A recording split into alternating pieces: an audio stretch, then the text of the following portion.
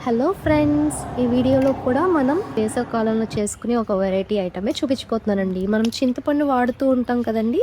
చింతపండు కన్నా ఇంకా హెల్త్‌కి మంచిది అని చెప్పి ఇలా మామిడికాయతో మేము ప్రతి సంవత్సరం ఇలా చేసుకుంటామండి. సో, జలాలైతే పుల్లగా ఉంటాయని చెప్పి పచ్చికాయలు తీసుకొచ్చనమాట. కడుక్కొని అవి తొక్కు తీసేసిన తర్వాత ఇలా సన్నగా ముక్కలు కోసేసుకొని వీటిని ఏం చేస్తామంటే ఇలా ఎండలో ఆరపెడతామండి.